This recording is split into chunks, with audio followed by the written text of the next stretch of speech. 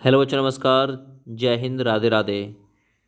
भारत के राष्ट्रीय प्रतीक, इनसे बहुत ही बेहतरीन सवाल जो आपके परीक्षा के हिसाब से उपयोगी हैं, एमसीक्यू टाइप में आप लोगों को कवर कराए जाएंगे, यानी मल्टीपल चॉइस क्वेश्चन, जिसे बहुविकल्पीय क्वेश्चन कहते हैं।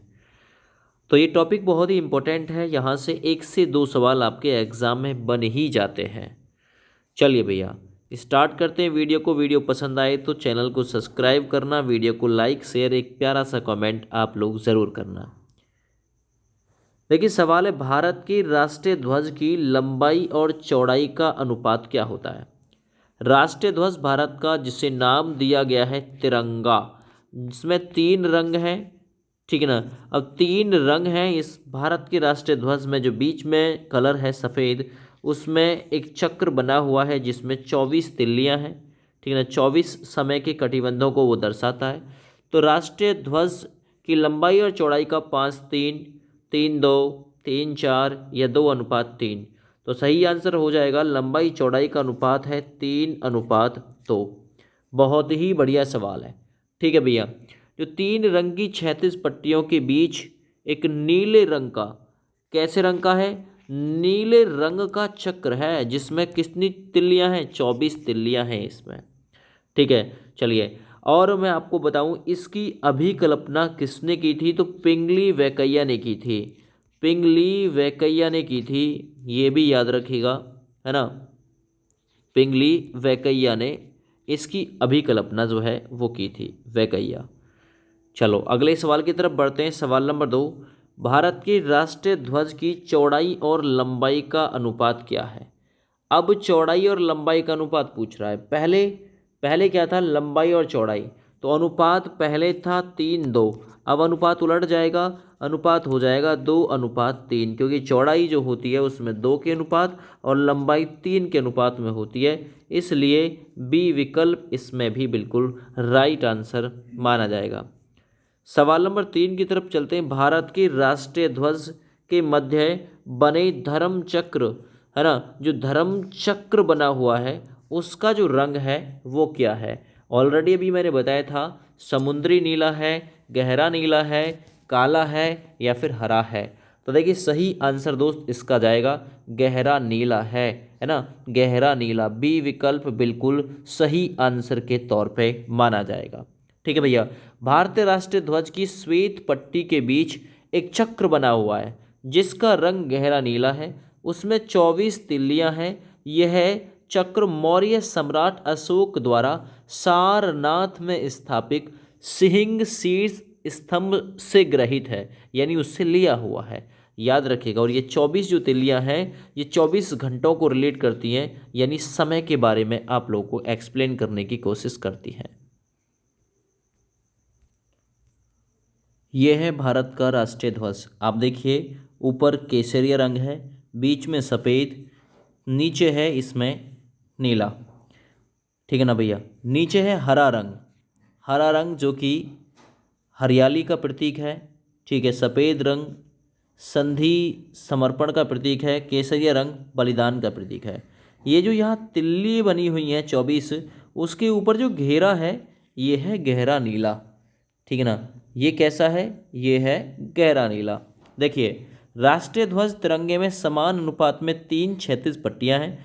केसरिया रंग सबसे ऊपर, सफ़ेद बीच में और हरा रंग सबसे नीचे है। ध्वज की लंबाई चौड़ाई का अनुपात ऑलरेडी बता चुका हूँ, 3:2 के अनुपात में होता है। दूसरा, बीच में जो नीले रंग की पट्टी है, ठीक है ना, इसमें जो इसका एक्चुअल में जो कलर है वो गहरे रंग की नीली पट्टी है। अच्छा, भारत की संविधान सभा ने राष्ट्रीय ध्वज को जो अपनाया था 22 जुलाई 1947 को अपनाया था, है ना। 22 जुलाई 1947 को राष्ट्रीय ध्वज का प्रारूप संविधान सभा के द्वारा अपनाया गया था। चलो भाई, इसी क्रम में आगे बढ़ते हैं। भारत की राष्ट्रीय ध्वज के चक्र में कितनी तिल्लियां हैं।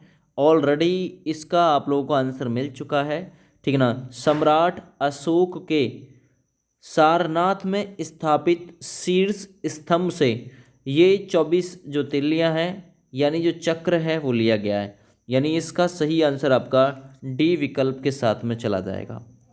आगे बढ़ते हैं सवाल नंबर 5 की तरफ।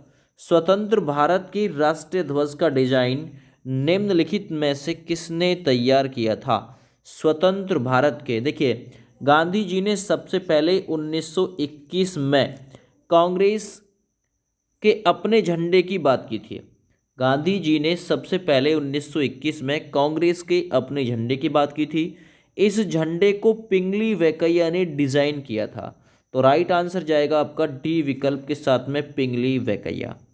ठीक है भैया, पिंगली वेंकैया ने इसे डिजाइन किया था। इसमें दो रंग थे, कौन कौन सा? एक था इसमें लाल रंग जो कि हिंदुओं के लिए था, और हरा रंग जो था इसमें मुस्लिमों के लिए था, है ना। और बीच में एक चक्र था। तो आप लोगों को ये भी याद रखना है, स्वतंत्र भारत के राष्ट्रीय ध्वज का डिजाइन पिंगली वेंकैया ने तैयार किया था, जिसमें दो रंग थे, लाल हिंदुओं के लिए और हरा मुस्लिमों के लिए। इसमें एक चक्र भी था।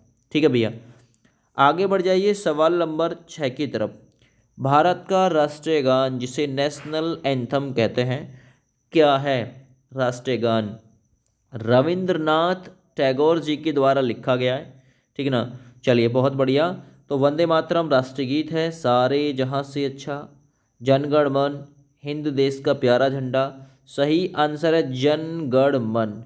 भारत का राष्ट्रीय गान है जन गण मन, जिसे गाने की अवधि 52 सेकंड निर्धारित है दोस्त, 52 सेकंड।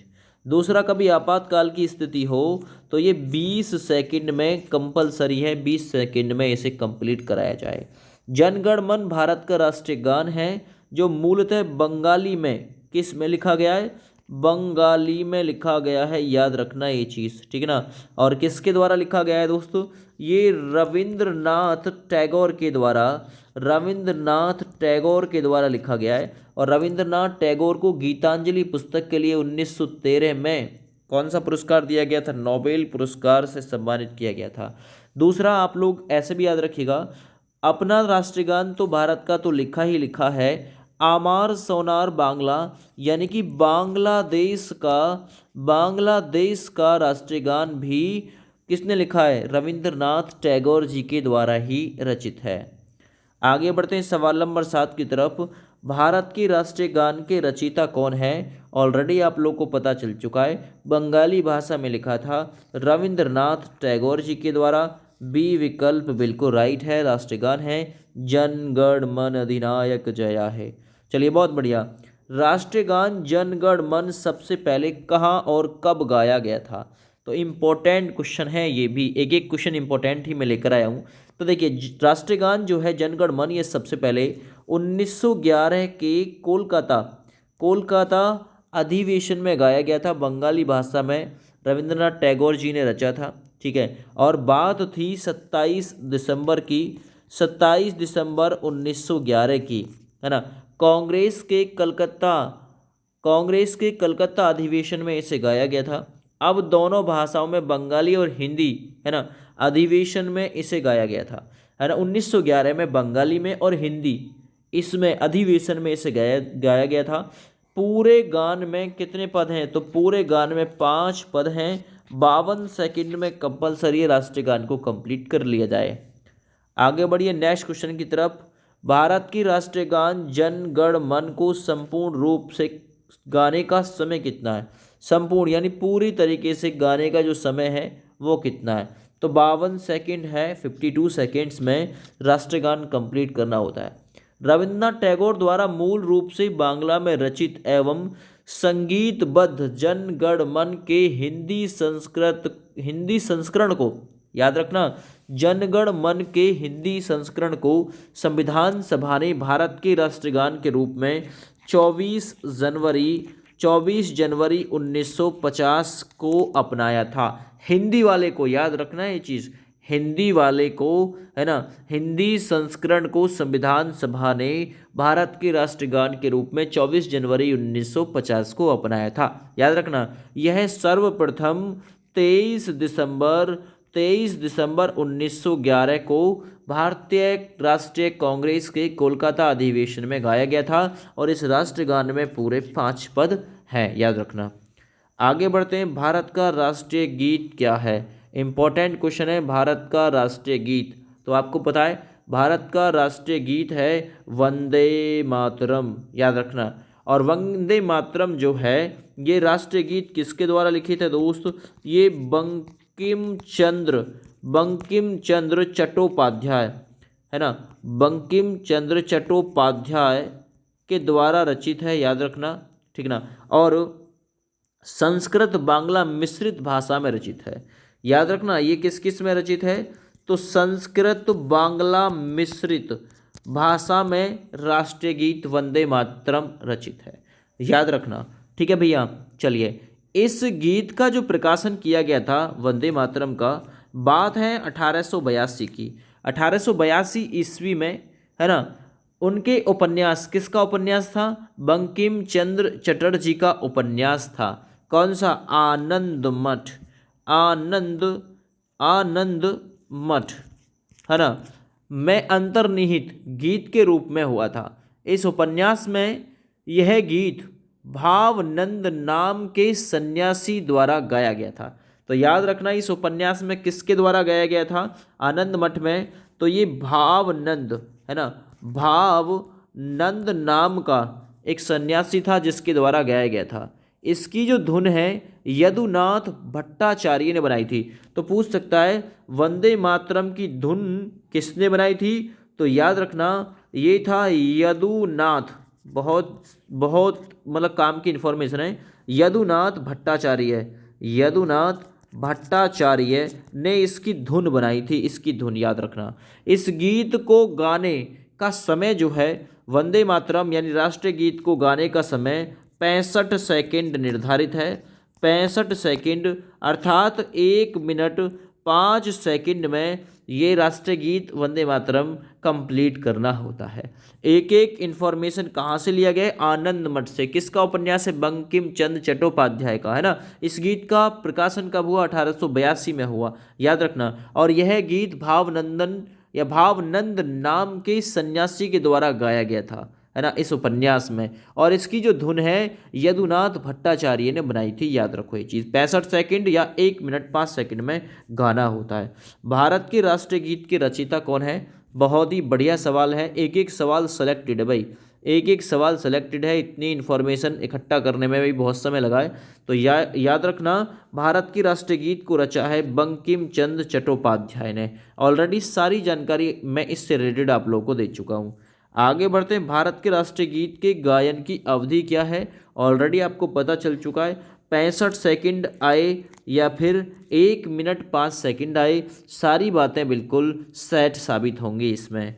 आगे बढ़ते हैं, भारत का राष्ट्रीय गीत वंदे मातरम सबसे पहले कहाँ पे गाया गया था, इम्पोर्टेंट सवाल है। तो देखिए, भारत का राष्ट्रीय गीत सबसे पहले जो गाया गया था, ये गाया गया था 1896, है ना, 1896 में गाया गया था। बंकिम चंद्र चट्टोपाध्याय द्वारा लिखित वंदे मातरम गीत भारत का राष्ट्रीय गीत है। बंकिम चंद्र चट्टोपाध्याय ने 7 नवंबर 1876 7 नवंबर 1876 को बंगाल के कांतल पांडा नाम के गांव में इस गीत को लिखा था, है ना, याद रखना। कब लिखा था, 1876 ईस्वी में लिख दिया था। बंगाल का था, कौन सा गांव था, बंगाल का कांतल पांडा नामक गांव था, जहां पे इस गीत को लिख दिया था। वंदे मातरम गीत के पहले 2 पद संस्कृत में हैं तथा बाकी पद बांग्ला भाषा में है। तो आपसे पूछ सकता है जो वंदे मातरम गीत है इसके कितने पद संस्कृत में हैं, तो पहले 2 पद, बाकी बचे हुए जो पद हैं वो बांग्ला भाषा में हैं। सर्वप्रथम 1896 में कांग्रेस के कलकत्ता अधिवेशन में इस गीत को गाया गया था। तो इम्पोर्टेंट है, कहाँ पे गाया गया था, कोलकाता, यानी कोलकाता कह दो, कलकत्ता कह दो, इसके अधिवेशन में सबसे पहले इस गीत को गाया गया था। वीडियो को लाइक कर देना अगर वीडियो में काम की इन्फॉर्मेशन आप लोगों के लिए लगे तो।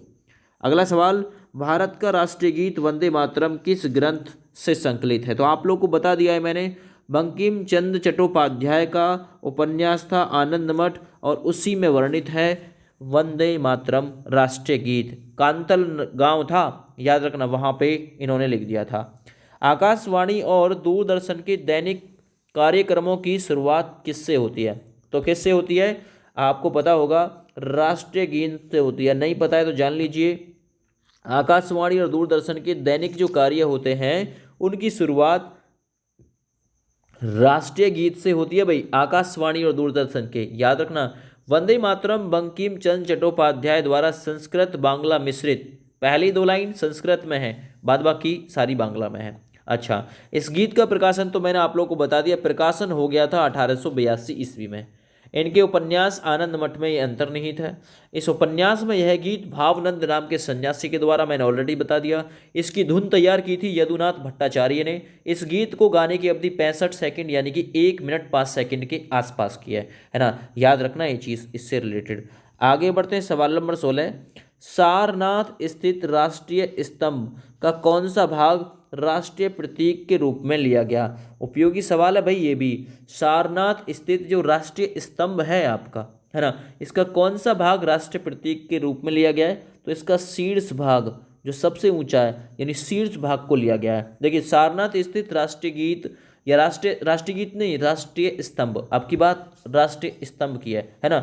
तो सारनाथ स्थित राष्ट्रीय स्तंभ शीर्ष भाग राष्ट्रीय प्रतीक के रूप में लिया गया है। सारनाथ में स्थित स्तंभ के शीर्ष पर 4 शेर बैठे हैं। तो आपसे पूछेगा कितने शेर बैठे हैं?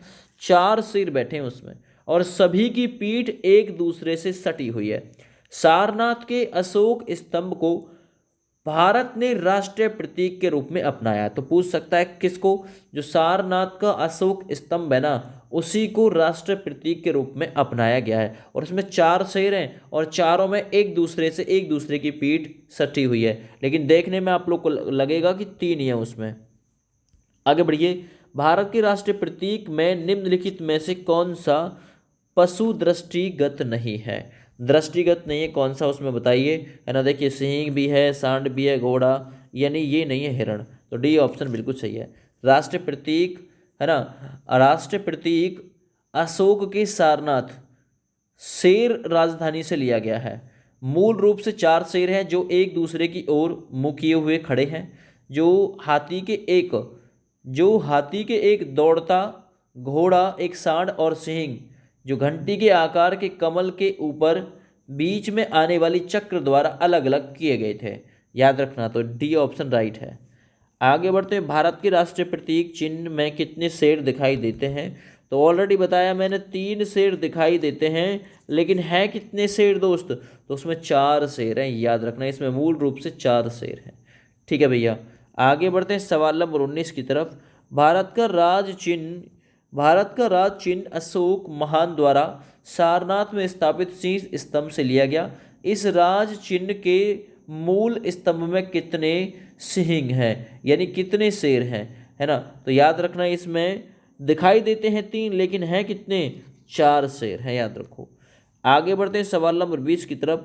भारत के राष्ट्रीय संवत के रूप में किस संवत को मान्यता प्राप्त हुई है?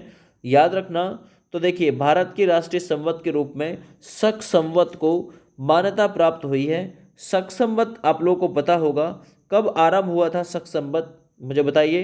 देखिए, चीनी एवं भारतीय इतिहास में शक संवत के प्रचलन का अत्यंत रोचक एवं ऐतिहासिक वर्णन है। यहाँ बीते 22 मार्च, है ना, 22 मार्च से शक संवत 1927 आरंभ हो गया था। यह संवत भारतीय गणतंत्र का अपना राष्ट्रीय संवत है। 1957 में भारतीय सरकार ने देश के राष्ट्रीय पंचांग के रूप में, कब? 1957 में इसे राष्ट्रीय पंचांग के रूप में मान्यता प्रदान कर दी थी भारत की सरकार ने। तो आप लोग मुझे कमेंट करके बताइए, शक संवत की शुरुआत कब हुई? बता दी जल्दी से। 78 ईस्वी में। कब? 78 ईस्वी में, है ना, याद रखना। और इसका जो प्रथम महीना होता है शायद चैत्र का होता है, जहाँ तक मेरी नॉलेज है, ठीक है ना, याद रखना, ये चीज़ इंपॉर्टेंट है। माना जाता है कि शक युग की स्थापना कुषाण वंश के राजा कनिष्क ने 78 ईस्वी में की थी। शक कैलेंडर समय की चंद्र सौर गणना पर आधारित है। किसकी? चंद्र की सौर गणना पर आधारित। चैत्र 22 मार्च से शुरू होने वाला वर्ष का पहला महीना है। याद रखना, ये चीज़ भी पूछ सकता है। आगे बढ़ते हैं। शक संवत पर आधारित राष्ट्रीय पंचांग का प्रथम महीना कौन सा होता है? देखिए उसी से क्वेश्चन पूछ लिया अब, है ना। प्रथम महीना कौन सा होता है? तो देखिए सही आंसर है इसका, प्रथम महीना ऑलरेडी बता चुका हूँ, चैत्र होता है। देखिए यह शक संवत पर आधारित है और ग्रेगियन कैलेंडर के साथ साथ, है ना, 22 मार्च 1957 में अपनाया गया था। भारत में यह भारत का राजपत्र, आकाशवाणी द्वारा प्रसारित समाचार पत्र और भारत सरकार द्वारा जारी संचार विज्ञप्तियों में ग्रेगियन कैलेंडर के साथ प्रयोग किया जाता है। इसमें चैत्र के बाद, है ना, चैत्र महा प्रथम महीना होता है कैलेंडर का प्रारूप चैत्र से। चैत्र के बाद में बैसाख, फिर जेठ, फिर आषाढ़, फिर सावन, फिर भादों, फिर अश्विन, फिर कार्तिक, है ना, फिर अग्रहायण, फिर मार्गशीर्ष, फिर पौष और फिर फाल्गुन। ये अग्रहायण और अगहन जिसे बोलते हैं, और फिर मार्गशीर्ष एक ही नाम है। अगहन जिसे बोलते हैं, कार्तिक के बाद में अगहन, फिर पौष, फिर महा और फिर फाल्गुन, है ना, फिर चैत्र से शुरुआत हो जाती है। तो इस आधार पर ये जो महीने हैं वो रहते हैं। आगे बढ़ते नेक्स्ट। शक संवत पर आधारित राष्ट्रीय पंचांग का अंतिम महीना कौन सा होता है? तो फाल्गुन होता है अंतिम महीना। डी विकल्प बिल्कुल सही है, क्योंकि चैत, बैसाख, जेठ, आषाढ़, सावन, भादों, है ना, अश्विन जिसे बोलते हैं, अश्विन, कार्तिक, अगहन, पौष, महा और फाल्गुन, ये महीने होते हैं भाई। आगे बढ़िए। भारत का राष्ट्रीय पशु है, तो देखिए भारत का राष्ट्रीय पशु कौन सा है? ऑलरेडी आप लोगों को पता होगा, बाघ है भारत का राष्ट्रीय पशु, ठीक है ना। भारत का राष्ट्रीय पशु बाघ। और याद रखना, सन 1973 में बंगाल टाइगर को राष्ट्रीय पशु घोषित किया गया। राष्ट्रीय पशु 1973 में बंगाल टाइगर, यानी टाइगर को याद रखना, यानी बाघ को, ठीक है ना। इससे पहले शेर भारत का राष्ट्रीय पशु हुआ करता था। चलिए आगे बढ़ते हैं अगले सवाल की तरफ। बाघ से पूर्व भारत का राष्ट्रीय पशु कौन सा था? तो सही आंसर जाएगा बाघ से पूर्व, है ना, सिंह अर्थात शेर भारत का राष्ट्रीय पशु था। बाघ भारत का राष्ट्रीय पशु है। सन 1973 में बंगाल टाइगर को राष्ट्रीय पशु घोषित किया गया। इससे पहले शेर भारत का राष्ट्रीय पशु था। आगे बढ़िए। भारत का राष्ट्रीय पक्षी कौन सा है? नेशनल बर्ड कौन सा है? तो देखिए भारत का राष्ट्रीय पक्षी है मयूर अर्थात मोर, है ना। भारत का राष्ट्रीय पक्षी मोर। अच्छा, मोर का वैज्ञानिक नाम क्या है? तो वह है पावोक्री स्टेटस, है ना। पावोक्री स्टेटस, ये इसका वैज्ञानिक नाम है, पूछ सकता है। और भारतीय वन्य जीव मतलब भारतीय वन्य जीव प्राणी सुरक्षा अधिनियम 1972 के तहत इसे संरक्षण प्रदान किया गया, यानी आप इसका बचाव करोगे क्योंकि ये भारत का राष्ट्रीय पक्षी है। राष्ट्रीय पुष्प भारत का कमल है, कमल भारत का राष्ट्रीय पुष्प है। राष्ट्रीय वृक्ष जो है भारत का वो है अशोक, याद रखना। राष्ट्रीय फल भारत का आम है। राष्ट्रीय मिठाई भारत की जलेबी है, याद रखना। और राष्ट्रीय जो वाक्य है भारत का, राष्ट्रीय वाक्य है सत्यमेव जयते, जिसका अर्थ है हमेशा सत्य की विजय होती है, सत्यमेव जयते, याद रखना ये चीज़ भी। चलिए आगे बढ़ते हैं। भारत का राष्ट्रीय आदर्श वाक्य क्या है? भारत का राष्ट्रीय आदर्श वाक्य तो ऑलरेडी मैंने बता दिया है, वह सत्यमेव जयते, है ना। भारत का राष्ट्रीय पक्षी मोर, जिसे पावोक्रेटस कहते हैं। भारतीय वन्य प्राणी सुरक्षा अधिनियम 1972 के तहत मोर को संरक्षण प्रदान किया गया।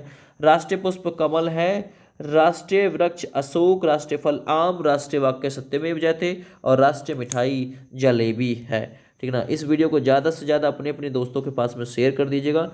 और जहाँ तक मुझे लगता है इस वीडियो से अगर क्वेश्चन आप लोगों के एग्जाम में इस टॉपिक से आता है तो बिल्कुल फंस जाएगा क्वेश्चन।